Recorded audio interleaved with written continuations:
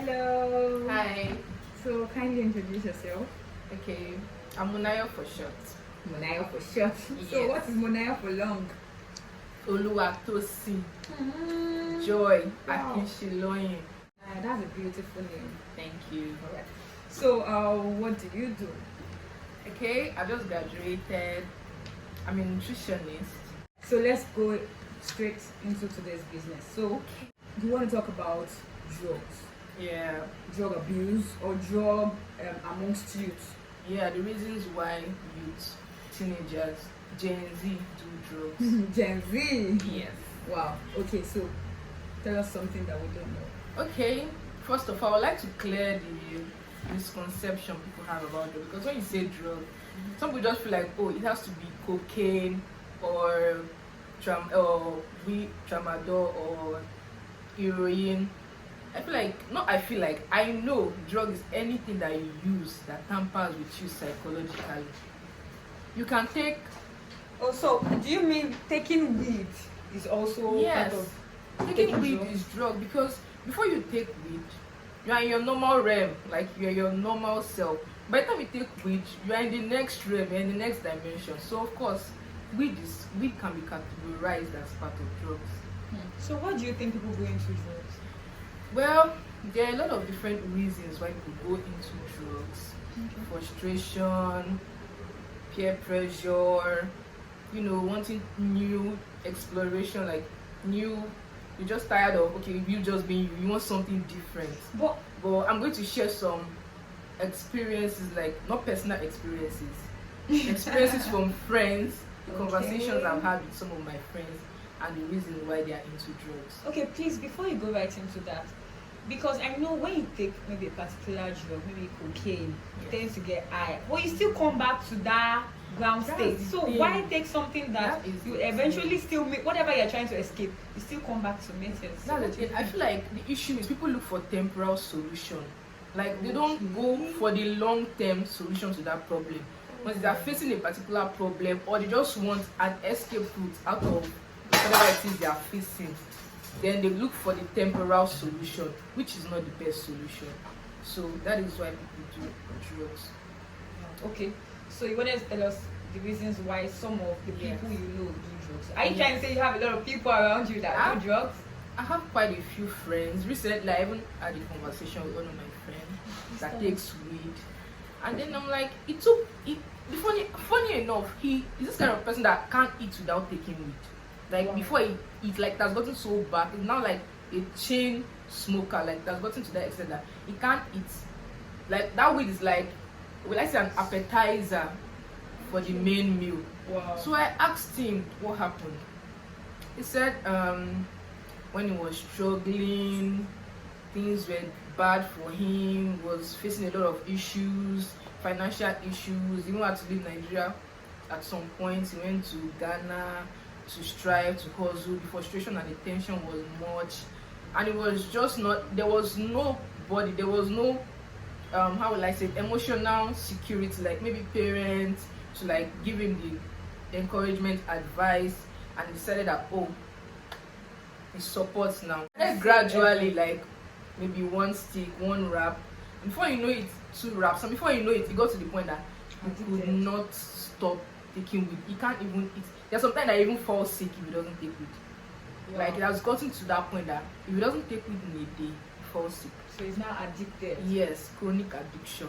My friend, he's not all this mixture, all this chemical. I can't place a science name. student. Yes, I can't really place a name to the substance, but he drinks his own, but it's still drug because it alters with his psychology. Okay, it doesn't have to be you smoking it or sniffing it. Drugs can be taken as injection. You can inject into the system. You can sniff it. You can take it as pills. You can take it as drip, whatever form. You can take it as drink, so it can come in any form. Yes, drug can come in any form. But I feel, there's sometimes that people will be like, oh, you have to take a particular thing. Is it when you overdo it? Or are you okay with people taking, normally you have somebody, a friend, maybe even a boyfriend, taking weed or cocaine? Do you think it's okay? Or you think that is when he's not abusing it, maybe it's not becoming too much or he can't do without it? I think the truth about humans is once you give a privilege to something, there is a very 99% tendency to abuse that thing. So, okay, taking cocaine ordinarily might just start as, okay, let me just take this thing for fun. But before you know it, you enjoy it, you want to experience. Maybe that's giving you that experience that, oh my God, I would like to feel this thing. That's like always wanting more, the desire to want more. That's why there's a saying that the needs of man are unsatiable. You always want to experience more. Maybe, okay, you're feeling one pain and then you took this thing and then you felt okay. The next time you feel that pain again, you feel like, okay, there's a solution. Then you go back to it. So you start from there, you go back to it, you keep going back to it, and you keep going back to it till it becomes an addiction. So I would advise that people should not even go. Like, it's not a permanent solution, because aside from the addiction, there are health consequences attached to these things.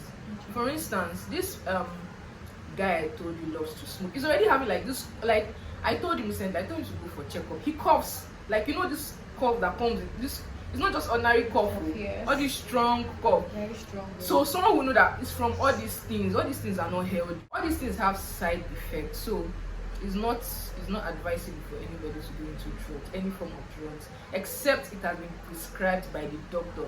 And when the doctor prescribes it, he gives a dosage. Use this quantity in the morning, use it in the afternoon. Not like you just go by yourself and then you buy the drug. You know, here in Africa, especially in Nigeria, we are fond of self-medication. Yeah. And that self-medication leads to abuse.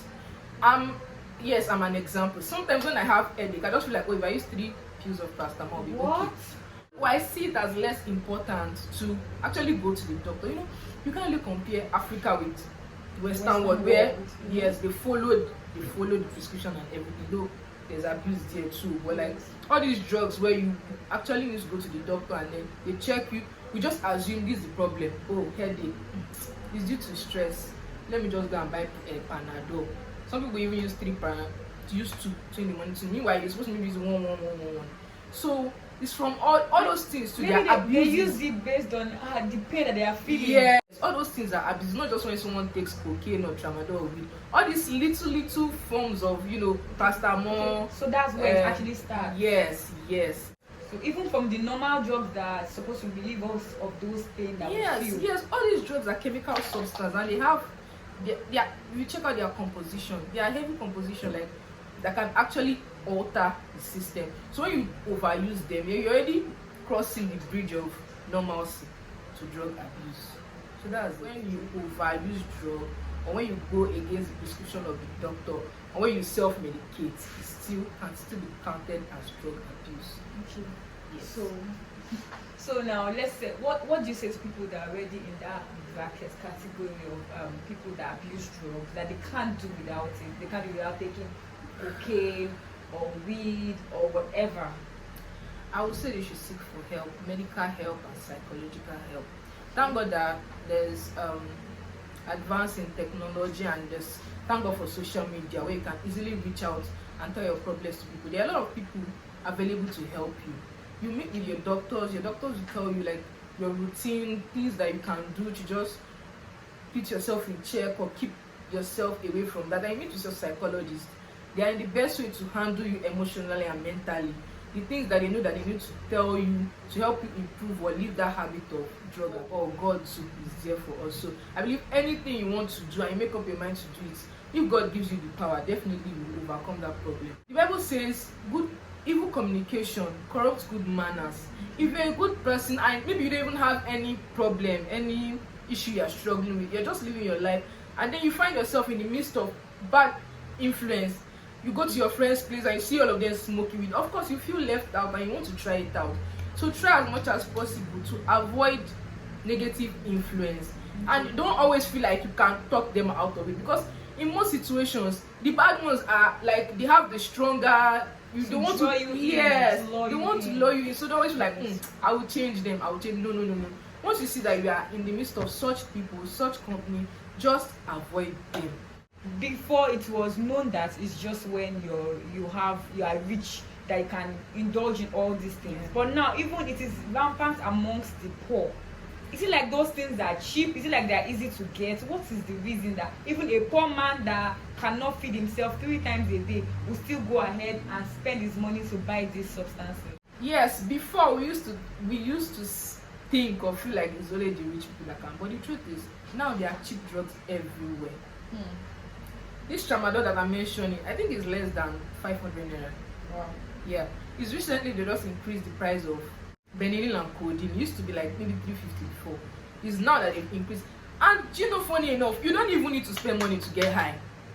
I've heard stories of how people sniff menstrual pad.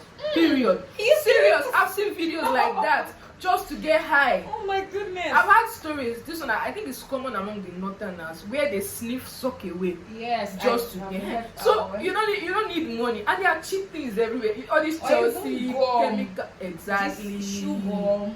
Exactly. So you don't necessarily need to be rich to get the money to get high. You can get high, you can just walk on the road, you still got that. You don't have money. I just serious. So now it's not even about, you know, the devil is already taking over the world. So knowledge is increasing. Some people just reason and see something like, let me try out this now. And then they try it out and they say like, oh, there's highness in this thing. And then it starts spreading. Other people start doing it. So that was how it is. Now you don't really need to be rich to get high.